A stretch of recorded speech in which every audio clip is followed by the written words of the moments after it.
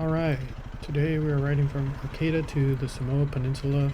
I started off riding in the town of Arcata, and I'm going to get on the 255, which will take me all the way to the Somoa Peninsula.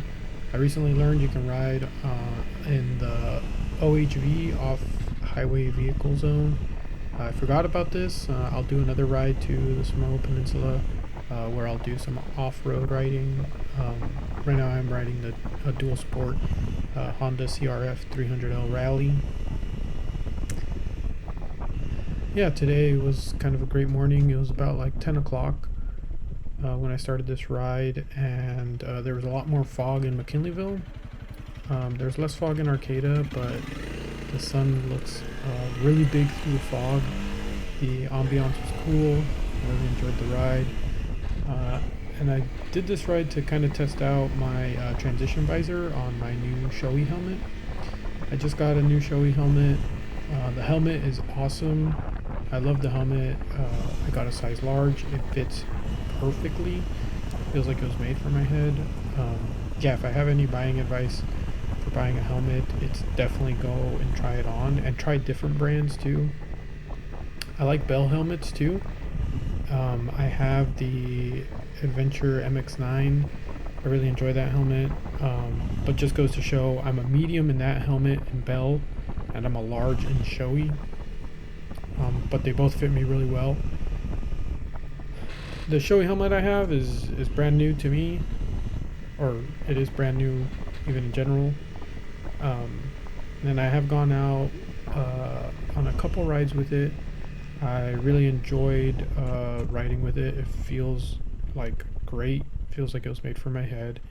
But recently, I think this is my first ride with the transitions visor on my Shoei helmet. And I do have a transition visor on my Bell helmet, my Bell MX9. And I think the transition visor for me is even more important on the Shoei helmet, because when the sun's just in your face in the Shoei helmet, it really just is in your face. For me, there is like the upper lip kind of does work to block out the sun even on the Shoei helmet. The Bell helmet has like a full bill, which you can really use to block out the sun. So if you have a clear visor in the Bell helmet, the sun's not too problematic with that bill, but it's even like better with that bill and the transition visor, then like the sun's no problem. And the Shoei helmet, the transition visor, and in really like emergency situations, or like if I really need to get the sun out of my face and the transition visor isn't doing it, I can tilt my head forward in the Shoei helmet. So that's why I feel like the transition visor is maybe even more important than the Shoei helmet. But I just really like them overall. So yeah, this is kind of the first ride with that. And here I am getting on the 255.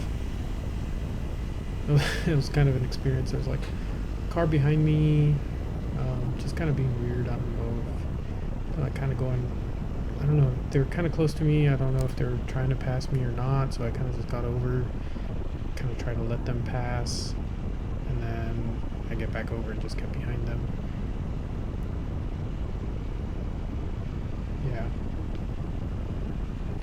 Yeah, again, the fog was pretty cool, and it actually wasn't too problematic. I have these fox gloves on that have cloth on the back, and I can use that to kind of wipe off any mist that builds up from the fog on my helmet. It's not too crazy. Yeah, that really helps. It's something to wipe the fog off. Right here I'm going over a bridge. It goes over the Mad River. And some warehouses on the right. Yeah, I think we're kind of approaching, I think before Samoa is Manila. There's some cool hiking trails there where you hike and you can end up on the beach. And one time I went for a really cool hike that was just like a long loop, and you go up this You start on a dirt trail, and then you go onto this like mountain of sand where there's trees like growing out of the sand. Really cool if you've never seen it. I had never seen it before then, so that was pretty awesome. Yeah, and then here, passing Friends of the Dunes on the right, I think. I think that's still coming up, but it's a little museum or information section, which is also really cool. I highly recommend to stop there if you've never been.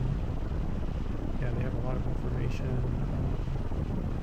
I don't know exactly what it is, and it's like, I think it might be a visitor center, actually, and it has a lot of information about the beaches and the local wildlife and the local plants, and it's just a really cool space, and the building's really cool.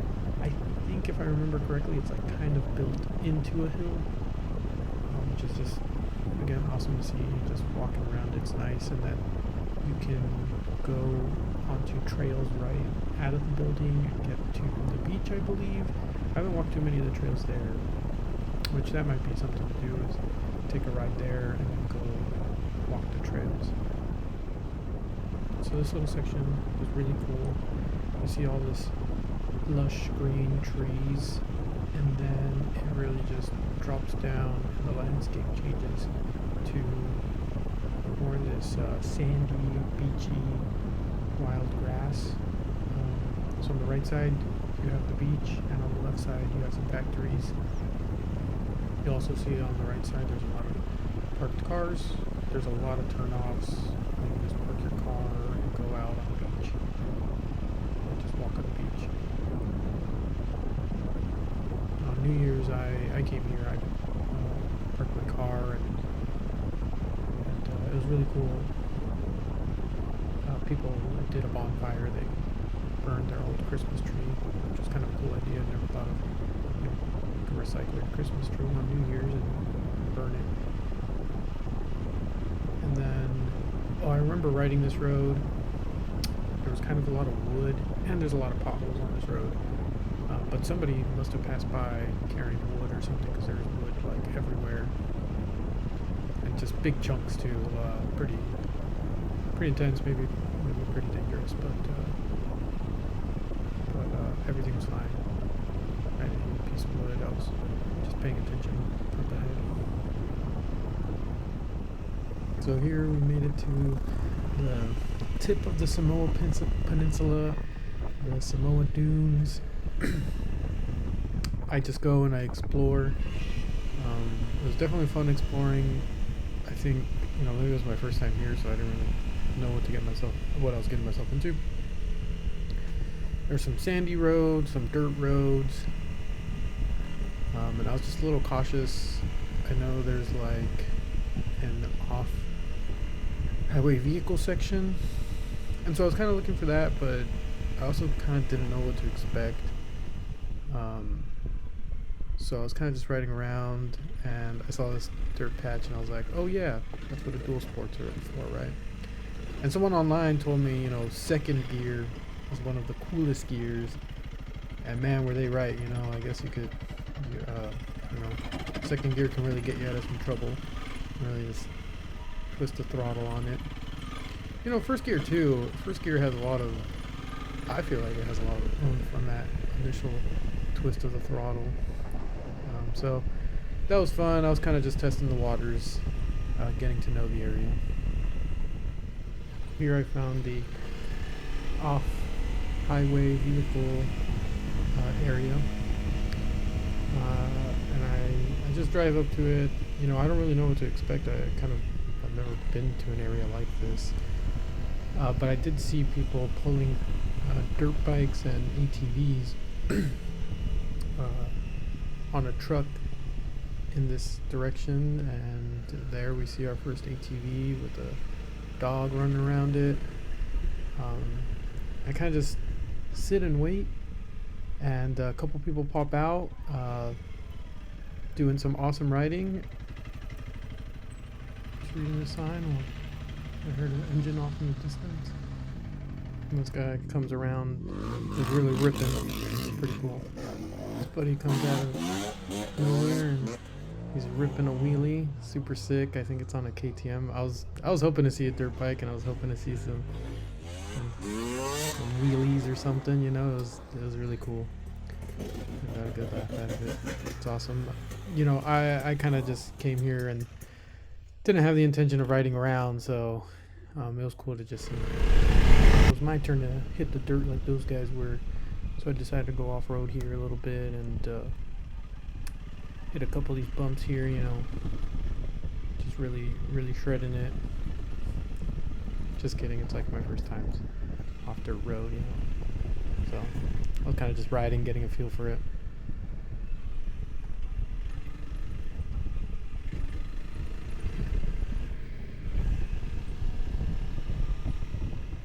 Time for me to shine. I hit this one a little faster, you know, really looking at it, really could just go straight off. Boom. There was a huge pothole onto the road there. Thankfully I missed that. You can kind of see it. I mean, I don't know how bad it would have been, but I just decided to kind of loop around, drive around, explore the area, and then I think I just went home. So I left the rest of that out. Anyways, thanks for watching. Hope you enjoyed. I'll do another ride out to the Somoa Peninsula. Maybe I'll go ride more in the dirt or sand or something. Kind of didn't have the right equipment as well, so it's kind of why I avoided it this time. And I kind of didn't have the intention, so with all that, again, thanks for watching.